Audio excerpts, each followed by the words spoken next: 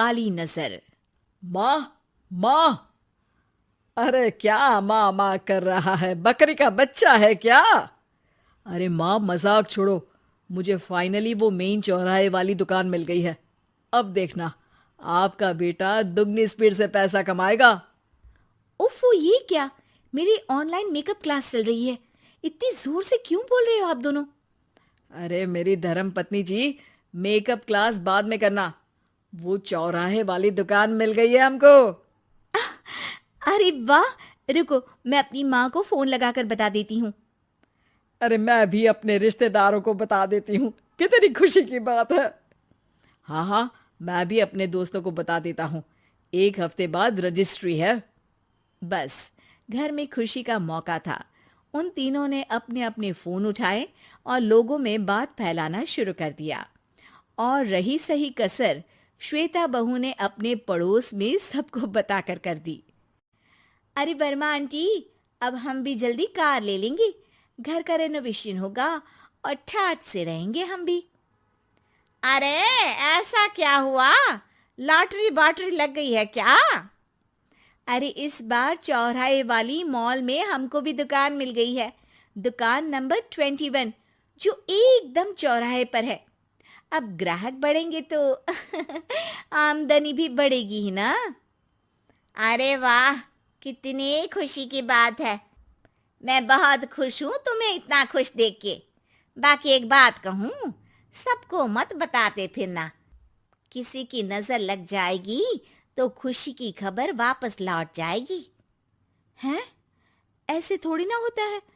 अब डरा रही हो। अरे सही कह रही हूँ। काली नजर कहते हैं इस चीज को, जब आप किसी को कुछ बताओ और वो काम बिगड़ जाए। अरे लेकिन मैं तो। तुमने सबको बता दिया ना? हाँ, फोन लगा लगा के। अब बच के रहना। काली नजर बड़ी खतरनाक होती है। श्वेता इतनी खुश रहती है कि वो वर्मा आंटी की बात पर ध्यान ही नहीं देती, जबकि पड़ोस में और भी लोगों से खुशी की खबर शेयर करती रहती है। अगले दिन राजेश बहुत दुखी होकर घर आता है। अरे बेटा, क्या हुआ? मुंह क्यों सूजा हुआ है? मधुमक्खी ने काट लिया क्या? माँ, वो दुकान किसी और के पास चली गई। किसी ने ज्यादा भाव लगा दिया। अरे पर बात तो आपसे हुई थी ना उस दुकान वाले की। हाँ, आज मैं टोकन अमाउंट देने गया था, तब मुझे पता चला। कोई आकर सुबह मुझसे पहले ही ज्यादा अमाउंट दे गया। काली नजर। क्या? क्या कहा? वर्मा आंटी ने समझाया था कि किसी को बताना मत, वरना काली नजर लग जाएगी। अच्छा, तुम्हें उनकी बात मान लेनी चाहिए थी। उनकी बात मान लेती, लेकिन उसके पहले ही सबको बता चुके थे ना हम तीनों। अरे अगली बार से ध्यान रखेंगे। कोई भी नई चीज होगी तो किसी को नहीं बताएंगे। तीनों कुछ दिन ऐसे ही रहते हैं, पर एक दिन श्वेता को एक मेल आता है। राजेश, मेरा ऑनलाइन मेकअप कोर्स कंप्लीट हो गया। अब मैं खुद का पार्लर खोल सकती हूँ। अरे वाह, अपने मोहल्ले में ही खोलते हैं। ये जो घर के सामने दुकान है ना, वहीं। हाँ, यहाँ सस्ती भी मिल जाएगी। अगले दिन श्वेता वर्मा आंटी के पास जाती है, मिठाई का डब्बा लेकर। अरे आओ आओ, कैसे आना हुआ? जोर से नहीं बोलूंगी। वो सामने वाली दुकान है ना, वहां मैं अपनी पार्लर की दुकान खोलने वाली हूँ। उसकी मिठाई है। अरे वाह, बहुत बधाई हो तुमको। हाँ, मैं कमाने लगूंगी तो राजेश पर पूरे घर का बोझ नहीं रहेगा ना आंटी जी। ये तो है।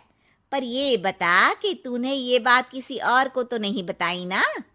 अरे नहीं नहीं, पिछली बार गलती कर दी थी। काली नजर लगी किसी की और राजेश के हाथ से वो दुकान चली गई थी। सबको मत बताना। चलो मैं चलती हूँ, कल दुकान की बात करने भी तो जाना है। अगले दिन श्वेता दुकान के लिए मालिक से बात करने जाती है। अरे लेकिन दुकान तो हम कल रात को ही किसी को दे चुके हैं। कल ही? हाँ, कल ही। 2 दिन बाद कोई यहाँ पार्लर भी खोल लेगा। अब कहीं और दुकान देख लीजिए। अरे पर हमको भी तो पार्लर ही खोलना था। हाँ भाई, एक ही दुकान है, आधी आधी तो नहीं दे सकता ना मैं। राजेश और श्वेता घर पर हताश होकर आ जाते हैं। इस बार तो किसी को बताया भी नहीं था, अब किसकी काली नजर लग सकती है। सुनो, तुमने माँ को बताया था क्या? अरे कैसी बात कर रही हो, माँ की नजर थोड़ी ना लगेगी। पक्का तुमने किसी को नहीं बताया था ना? सिर्फ वर्मा आंटी को बताया था, उन्होंने ही मुझे किसी को नहीं बताने को कहा। अरे यार, तुम भी सही हो, मेरी माँ को नहीं बताने को कह रही हो, पर वर्मा आंटी को बताना तुम्हें जरूरी लगा। अरे वर्मा आंटी ने ही तो काली नजर के बारे में बताया था ना, वो हमेशा हमारा भला ही तो चाहती है। मेरी माँ भी हमारा भला ही चाहती है। अरे पर चिल्ला क्यों रहे हो? बात नहीं कर सकते क्या आराम से? नहीं आता वो आराम से बात करना, और करना भी नहीं चाहता हूं मैं। दुकान जाने का दुख गुस्से में बदल गया था और राजेश और श्वेता में बात बंद हो गई थी। 2 दिन बाद मोहल्ले में पार्लर का इनॉग्रेशन हुआ, जिसमें मोहल्ले के सभी लोगों को बुलाया गया, पर श्वेता, राजेश और माँ नहीं जाते। माँ, अंदर आ जाओ, क्या देख रही हो? अरे नया पार्लर देख रही हूं अपने आंगन से। देखो, माँ को दूसरे का सुख देखने में कितना मजा आ रहा है, मेरा दुख नहीं दिख रहा इन्हें। यह मेरा पार्लर भी तो हो सकता था। अरे चुप रहो यार, हर बात में लड़ाई क्यों ढूंढ रही हो? राजेश और श्वेता फिर बहस करने लगते थे। तभी माँ ने दोनों को बाहर बुलाया। अरे जरा देखो तो, दुकान चलाने वाले का बोर्ड पर नाम क्या लिखा है? श्रुति वर्मा। गाड़ी निकाले बेटा, हमें कहीं जाना है। काली नजर का इलाज कराने? राजेश अपनी बाइक निकालता है। तीनों ट्रिपलिंग कर रहे हैं। माँ राजेश को उस मॉल वाली दुकान पर लेकर जाती है जहां राजेश अपनी दुकान खोलने वाला था। यही दुकान लेना चाहता था ना तू? हाँ, पर इनको भी दुखी करने लेकर आई हो क्या यहाँ पर दुकान दिखाकर? वहां काफी नहीं था? अरे श्वेता, थोड़ा सब्र रख, अभी पता चलेगा कि हम यहाँ क्यों आए हैं। बता, इस दुकान चलाने वाले का नाम क्या है?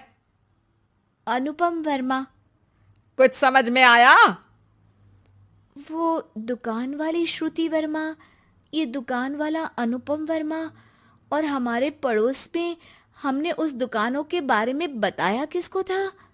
अब वर्मा आंटी को। मतलब वर्मा आंटी ही हमारा काम बिगाड़ रही है?